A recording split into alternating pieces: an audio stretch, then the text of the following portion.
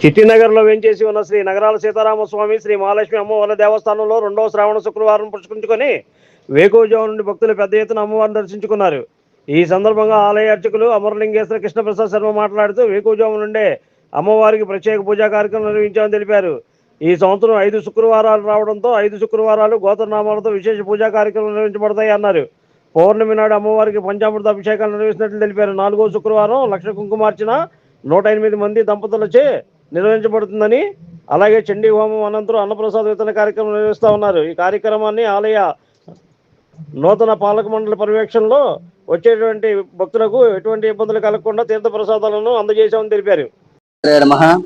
శ్రీ నగరాల సీతారామస్వామి శ్రీ మహాలక్ష్మి వారి దేవస్థానం చిట్టినగర్లో వేంచేసి ఉన్న శ్రీ మహాలక్ష్మి అమ్మవారికి శ్రావణ మాసం 4 రోజులు కూడా అత్యంత వైభవంగా అమ్మవారికి పూజా కార్యక్రమాలు నిర్వహించబడుతున్నాయి. అలాగే ఈ వారం 2వ శుక్రవారం వరలక్ష్మి వ్రతం కావడం చేత భక్తులు అధిక సంఖ్యలో అమ్మవారు దర్శించుకున్నారు.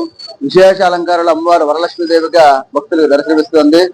ప్రాతకాలార్చన, అలాగే అమ్మవారి సుప్రభాత సేవ, కుంకుమార్చనలు భక్తుల గోత్రాములతో ఉదయం జరిగినవి. అలాగే ఈ రోజు అధిక సంఖ్యలో భక్తులు ఈ యొక్క పూజా కార్యక్రమంలో పాల్గొన్నారు.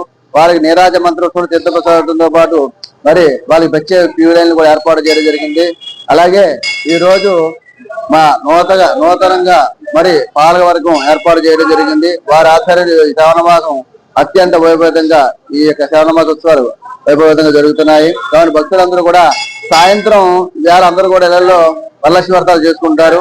ఇంకా సాయంత్రం కూడా భక్తులు పెరిగే అవకాశం ఎక్కువగా ఉంది. సాయంత్రం అధిక సంఖ్యలో భక్తులు అమ్మవారి తీర్థ ప్రసాదాలు అలాగే పంచాయతీలు దర్శిస్తారు. కావున భక్తులందరూ కూడా ఈ మీడియా ద్వారా అమ్మవారిని వీక్షించి అమ్మవారి కృపకు పాత్రలు కావాలని కోరుతున్నాం. శ్రీమాత్రే నమః. Like, subscribe and press the bell icon for new updates.